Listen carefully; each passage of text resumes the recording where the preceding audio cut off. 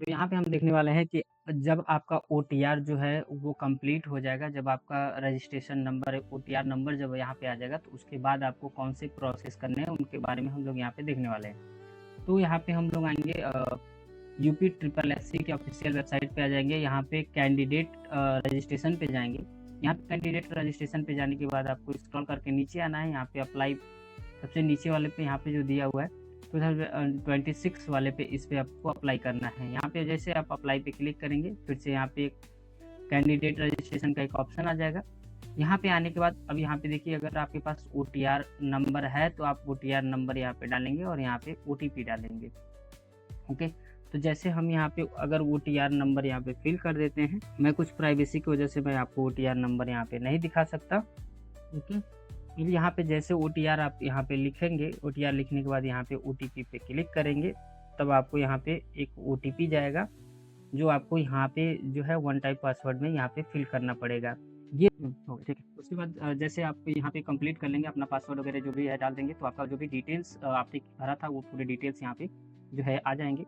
पूरी डिटेल आने के बाद अब आपको यहाँ पे क्या करना है, नीचे आ जाना है। नीचे आने के बाद अगर आप टिक करते हैं तो यहाँ पे पूछेगा कुछ इंटरमीडिएट, यानी कि आपकी 12वीं पास जो आपने किया है उसके बारे में कुछ पूछेगा, जैसे किस ईयर में पास किया है, रोल नंबर क्या है, और यहाँ पे आपको परसेंटाइल या जो भी यहाँ पे चीज़ें हैं उसको यहाँ पे सेलेक्ट करना पड़ेगा, नंबर वगैरह ये बताना पड़ेगा। ठीक है, उसके बाद आप जब आगे बढ़ेंगे यहाँ पे तो मैरिटल स्टेटस, अगर आप मैरिड हैं तो यहाँ पे मैरिड करेंगे, अनमैरिड हैं तो नो कर देंगे।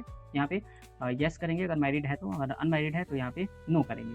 उसके बाद यहाँ पे दिया हुआ है कि EWS अगर आपके पास है तो आप यहाँ पे यस कर सकते हैं, अदरवाइज आप नो कर लेंगे। यहाँ पे अगर आपने कोई दिया हुआ है कि गवर्नमेंट में एम्प्लॉय हैं या आप कहीं गवर्नमेंट जॉब करते हैं, तो यहाँ पे अगर आप करते हैं तो यहाँ पे करेंगे, यहाँ पे employ Uttar Pradesh government, otherwise आप यहाँ पे नो का ऑप्शन चूज कर सकते हैं। उसके बाद यहाँ पे दे रहा है कि क्या आपने फ्रीडम फाइटर उत्तर प्रदेश में कुछ यहाँ पे, तो यहाँ पे आप करेंगे नो। यहाँ पे लिखा हुआ are you dependent of freedom fighters from Uttar Pradesh, तो यहाँ पे हम लोग नो करेंगे अगर आप यहाँ पे हैं फ्रीडम फाइटर में किसी भी सर्विसेज में, तो यहाँ पे करेंगे।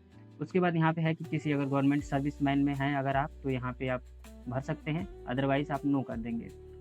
उसके बाद यहाँ पे कह रहा है कि आउट स्टैंडिंग, अगर आपके पास स्पोर्ट का कोई भी यहाँ पे सर्टिफिकेट है तो यहाँ पे आप यस कर सकते हैं, अदरवाइज आप नो करेंगे। यस करेंगे तो आप उस पूरे सर्टिफिकेट का डिटेल आपको यहाँ पे भरना पड़ेगा। नेक्स्ट अगर आते हैं पर्सनल डिसेबिलिटी में, तो यहाँ पे अगर कोई डिसेबिलिटी आपको है, अगर आपको पास सर्टिफिकेट है तो यहाँ पे आप नो पे यस पे जाएंगे, अदरवाइज नो करेंगे।